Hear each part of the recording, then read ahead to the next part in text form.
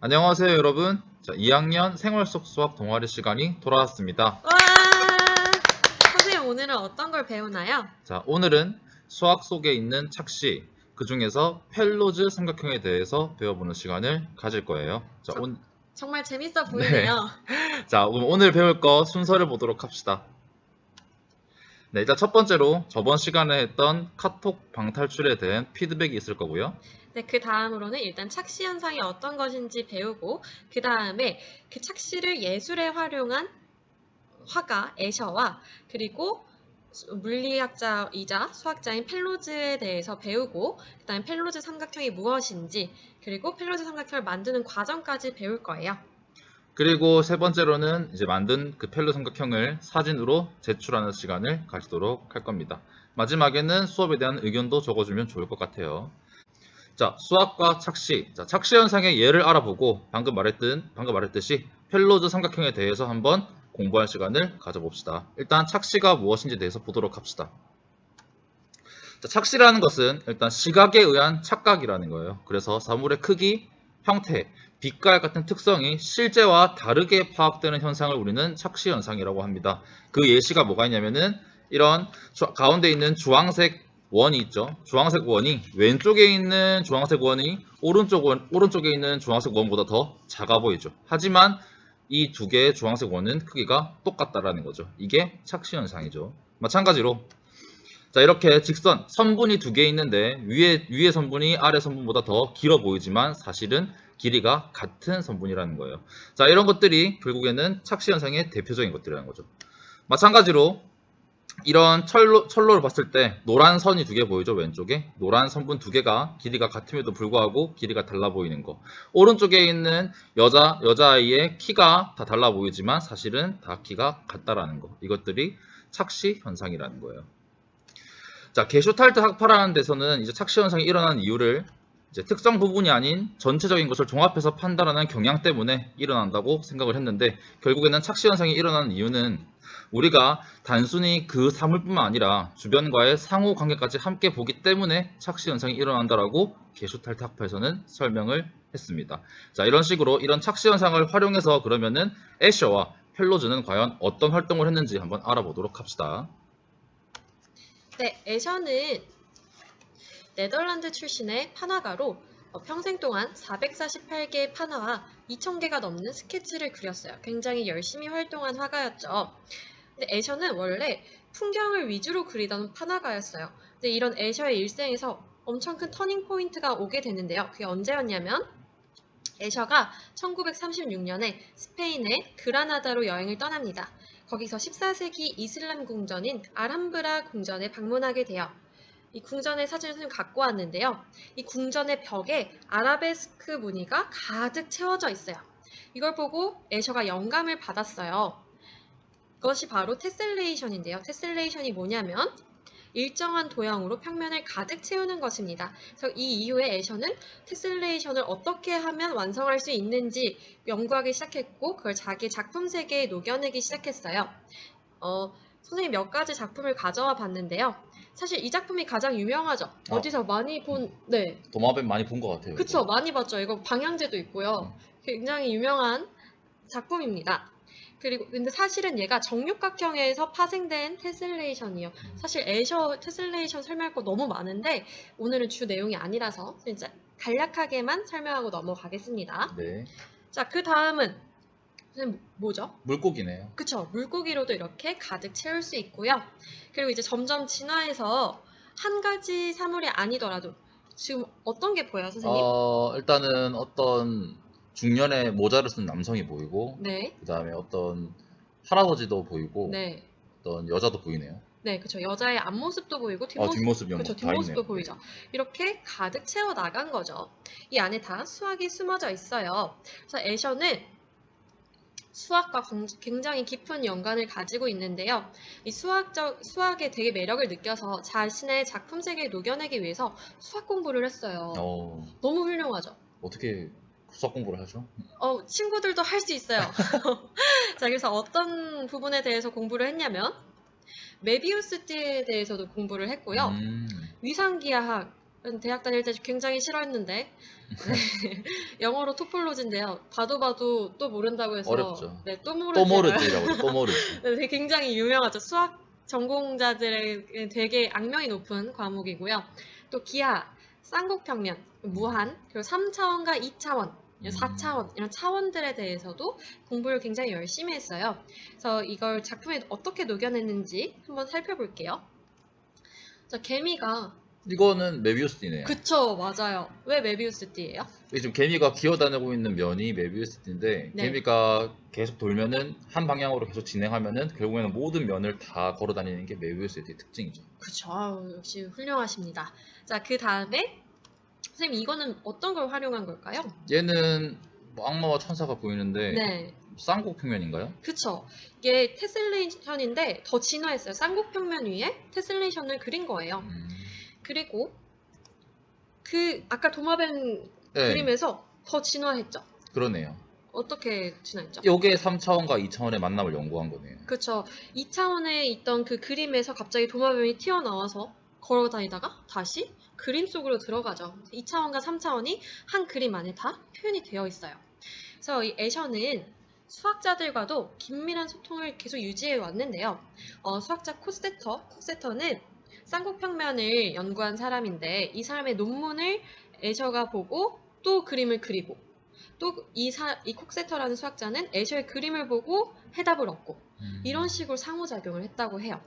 그 폴리아라는 수학자도 굉장히 유명한 수학자죠, 그렇죠. 선생님. 그 수학 교육과에 만약 진학을 하게 될 친구가 있으면은 폴리아라는 이름을 굉장히 많이 듣게 될 거예요. 네, 문제 해결 4단계라는 굉장히 네. 유명한 임용시험에도 많이 나오는 그런 굉장히 세계적인 캐나다 출신의 수학자거든요. 네, 그리고 로저 펠로즈 오늘 공부할 내용인데요. 네, 이런 수학자들과 소통을 합니다. 소통을 하면서 서로에게 영감을 주는 그런 존재로 남아있죠. 그래서 애셔는 어떻게 언급을 했냐면요. 우리를 둘러싼 여러 수수께끼를 아주 면밀하게 직면하고 내가 한 관찰을 고려하고 분석하면서 나는 수학의 영역에 접근하게 되었다. 여러분 얼마나 훌륭합니까? 자, 나는 수학자로서 교육받은 적이 없지만 너무 훌륭하죠. 내 자신은 종종 동료 예술가들보다 수학자들과 더 유사성을 많이 가지고 있다고 느낀다. 라고 말했어요. 보통 사람들이 예술과 수학은 굉장히 관련이 없는 영역으로 독자적인 영역으로 생각을 하는데 그렇죠. 수학은 뭔가 이과 느낌이 강하잖아요. 그쵸. 막 재미없고 딱딱하고 근데 사실은 이렇게 서로에게 충분히 영향을 줄 수 있고 일상생활 속 우리 동아리 이름처럼 생활 속에도 수학이 존재한다는 거예요. 자, 그래서 로저 펠로즈와 어떻게 상호작용을 했는지 그 부분을 뒤에서 선생님 설명을 해줄게요. 자, 그럼 일단 펠로즈라는 사람에 대해서 알아야겠죠. 컬러네요. 네. 여러분 이 사진 언제 찍었을까요? 선생님 몇 년도쯤에 찍었을 것 같아요? 일단은 최근인 건 확실하네요. 근데 음, 여기 일부러 원래 태어난 날짜가 1931년 8월 8일인 것 같은데 네. 왜 뒤에는 비어 있죠? 왜 비어 있을까요? 왜 비어 있어요? 왜냐면 현재까지도 왕성하게 활동을 하시고 계시기 때문이죠. 아, 그러니까 옛날 수학자는 아니네요. 네, 아. 지금 현존하는 굉장히 유명한 수학자이십니다. 그리고 이 사진은 무려 2011년에 촬영한 사진이에요. 얼마 안 됐네요. 네, 굉장히 최근이죠. 이 로저 펠로즈라는 이 분은 영국의 수리물리학자이자 수학자예요. 그 일반 상대론과 우주론에서 굉장히 저명한 업적을 남기신 분입니다. 그리고 우리가 모두 아마 과학을 전공하지 않은 사람도 다 알고 있죠. 스티브 호킹과 공동 연구를 하셨어요. 그래서 2020년 10월 6일 며칠 전이죠. 한 달도 안 됐네. 네, 노벨 물리학상을 수상하십니다. 블랙홀 연구에 대해서 큰 공로를 세웠다는 이런 이유로 노벨 물리학상을 올해 나머지 두 과학자와 함께 수상하셨어요. 그러면 이분이 어떤 연구를 했는지 한번 살펴볼게요. 첫 번째로 애셔의 영향을 많이 받았다고 했죠. 테슬레이션인데요. 펠로즈 타일링이라고 하는데 얘가 특별한 이유는 뭐냐면 첫 번째로 발견된 비주기적, 주기가 없는 타일링이에요. 규칙은 있는데 주기가 없어요. 그래서 당시 인공지능 컴퓨터가 풀지 못하던 문제였는데 1970년에 해결하십니다. 나이도 굉장히 어린 것 같은데 그때쯤이면은 저는 진짜 정말 이 세상에 천재는 많구나라고 느꼈어요. 진짜 그냥 컴퓨터보다 똑똑한 사람이었네요.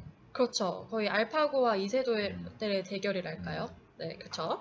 그리고 수리 물리학자라고 했잖아요. 펠로즈 다이어그램.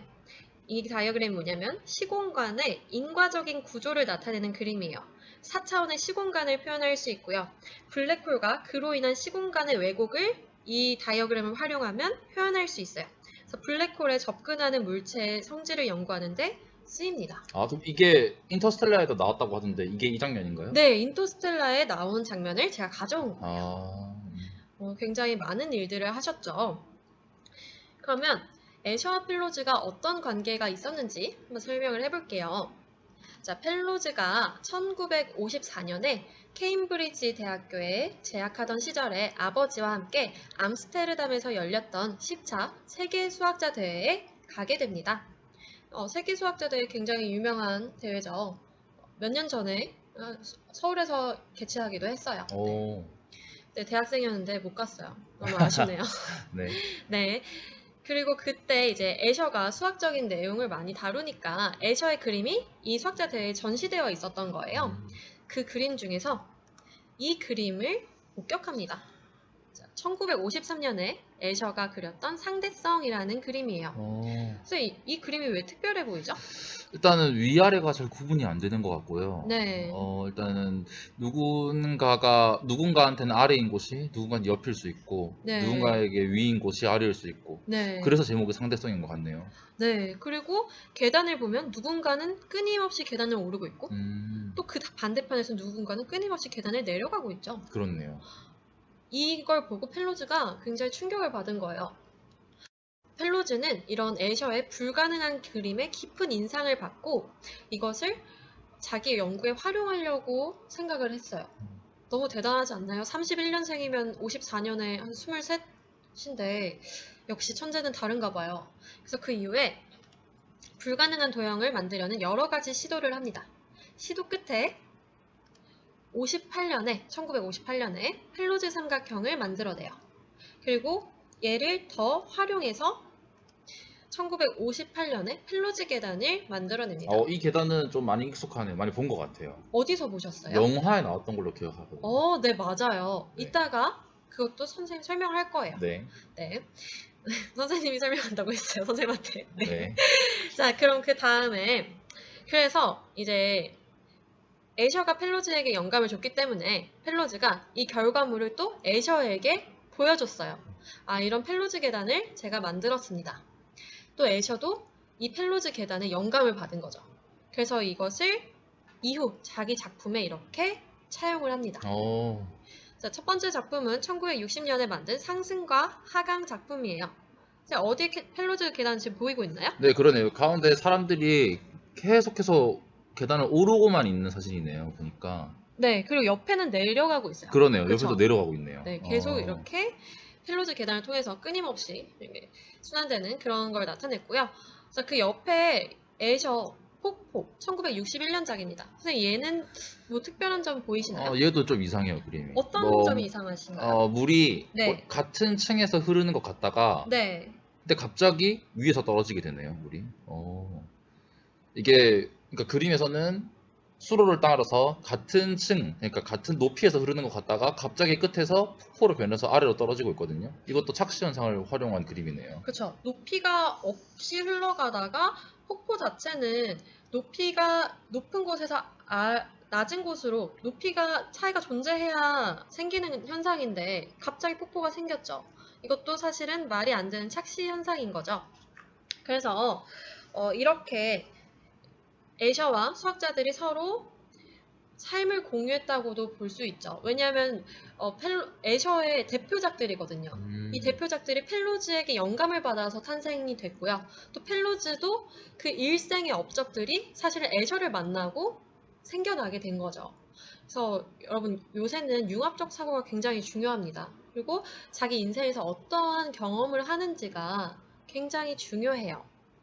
네, 그러면 이 펠로즈 계단에서 아까 선생님 말씀하셨죠? 영화. 네, 영화를 한번 확인해 볼게요. 자, 영화 인셉션 속에서 펠로즈 계단이 구현되어 있거든요. 어떤 장면인지 한번 확인해 보겠습니다. 영상 잘 확인하셨나요? 한번 다시 선생님이랑 볼까요? 자, 이런 식으로 아까 영상 속에서 이런 식으로 사람이 계속해서 끊임없이 계단을 오르는 그런 계단을 방금 영화 속에서 볼 수가 있었죠. 하지만 실제로는 이런 구조물은 존재할 수 없다라고도 영상에 설명을 했어요. 그래서 사실은 이런 식으로 착시 현상을 일으켜서 우리가 이런 구조물을 착시 현상을 통해서만 우리는 만날 수가 있어요. 실제로는 존재할 수 없는 구조물이라는 거죠. 그렇죠. 멀리서 봤을 때는 뭐야 계속 오르고 있어라고 느껴졌는데 막상 계단 끝에 가보니까 이 계단이 벌어져 있었던 거죠. 그렇죠. 그래서 이런 원리를 이용해서 우리도 마찬가지로 펠로즈 삼각형을 직접 만들어 보는 시간을 가질 거예요. 선생님, 펠로즈 계단을 만들면 안 되나요? 펠로즈 계단을 만들기에는 굉장히 많은 노력이 들어가고 복잡하기 때문에 우리는 좀 더 간단하고 단순한 펠로즈 삼각형으로 하기로 결정을 했답니다. 네. 자, 그러면 어떻게 만드는지 일단 펠로즈 삼각형에 대해서 먼저 공부를 좀 더 해볼까요? 네. 네. 자, 펠로즈 삼각형이 이렇게 있는데, 자, 일단 이 펠로즈 삼각형은 실제로 존재할 수 없는 구조물이에요. 아까 말했던 펠로즈 계단과 똑같이 얘는 실제로 존재할 수가 없습니다. 왜요? 그냥 보면은 삼각형이고 별로 이상해 보이지 않는데요. 그렇죠. 선생님? 그림 속에서는 굉장히 이상하지 않아 보이지만 실제로 보면은 우리가 실제로 만들게 되면은 모든 각이 다 90도를 이루게 삼각형이 만들어지거든요. 근데 이렇게 만들면은 우리가 알고 있는 삼각형이 될 수가 없죠. 세 막대가 서로 직각을 이루고 있기 때문에 절대로 삼각형이 될 수가 없어요. 그렇죠. 세 각의 합이 270도가 되는데 네. 삼각형을 결정하는 조건에 어긋나죠. 네. 그래서 결국에는 이런 구조물은 3차원에서는 불가능하고 우리는 오직 2차원에서만 착시로만, 그림으로만 존재할 수 있는 도형이라는 거죠. 그래서 우리는 이거를 착시 현상을 일으키는 이 도형을 직접 만들어 보는 것을 해볼 거예요. 어떻게 만드나요, 선생님? 자, 그게 이제 우리 필러 삼각형 만들기 일단 가위 풀, 그 다음에 저희가 온라인 클래스에 올려놓은 도안을 뽑아야 돼요. 네. 자, 그래서 온라인 클래스에 있는 도안을 다운받아서 먼저 출력해 주세요. 만약에 프린터가 안 되는 학생은 광남중학교 2층 융합영재부로 오면은 저희가 뽑아줄게요. 자, 그래서 거기에 있는 도안의 실선을 따라 자르고 실선은 전부 다 잘라줘야 돼요. 실선은 전부 다 잘라주고 모든 점선은 다 따라서 접어주면 돼요. 네. 그리고 도안에 설명이 있거든요. 그러니까 해당 영역, 이제 회색깔로 칠해져 있는 영역이 있는데 거기는 풀칠을 해서 전부 다 붙여줘서 구조물을 만들면 되는 거죠. 그러면 어떤 구조물이 나오냐? 자, 이런 구조물이 나옵니다. 선생님, 전혀 삼각형 같지 않은데요? 그렇죠. 삼각처럼 안 보이죠. 근데 아까 말했듯이 실제로 있을 수 없는 도형이지만 우리는 착시 현상을 통해서 펠로드 삼각형을 만들 수 있다고 했잖아요. 그래서 얘를 착시 현상, 한마디로 사진을 잘 찍어야 돼요. 자, 이런 식으로 우리는 펠로드 삼각형과 비슷한 도형을 만들 수가 있다는 거죠. 어떻게 하면 이렇게 찍을 수 있죠, 선생님? 왼쪽에 있는 구조물을 오른쪽에 있는 구조물로 사진 찍기 위해서는 이렇게 사진을 잘 찍어야 한답니다. 아, 네. 사진을 되게 잘 찍으셨네요, 네. 선생님. 그래서 이게 사진을 좀 잘 찍으면은 저희가 좀 더 재밌는 구조물 만들 수 있는데 이렇게 뭐 구조물 위에 지우개나 무겁지 않은 물건들을 올려놓으면은 자, 이렇게 마치 삼각형 위에 지우개가 붕 떠 있는 것처럼 보이는 그런 구조물도 우리가 사진으로 찍을 수가 있답니다. 여러분, 처음에 찍을 때 안 된다고 생각하지 마시고 이게 각도를 정말 잘 맞춰야 되거든요. 굉장히 미세하게 조정을 해야 돼요. 그러니까 여러 번 시도해서 다시 찍어보세요. 네, 사진 찍는데 기술이 필요해요. 네, 맞아요. 많이 시도를 해봐야 됩니다. 네. 자, 그래서 이렇게 구조물을 만들고 사진 찍은 것을 과제 제출해 주시면 되는데 마찬가지로 네이버 폼을 이용할 거예요. 그래서 온라인 클래스에 이제 이런 식으로 우리가 네이버 폼 링크를 올려놨거든요. 그래서 이 링크를 클릭해서 여기에 이미지를 첨부해 주시면 되겠습니다. 네. 이번 시간에도 마찬가지로 정말 완벽한 펠로즈 삼각형 아니면 좀 기발한 펠로즈 삼각형을 사진을 찍은 학생은 상품을 저희가 증정할 예정이니까요. 적극적으로 열심히 참여해 주세요. 네, 그러면은 모두들 동아리 수업 잘 들으느라 고생했고 질문 있으면은 커뮤니티에 올려주시면 감사하겠습니다. 네, 여러분 그럼 우리 다음 주에 또 만나요. 안녕. 안녕.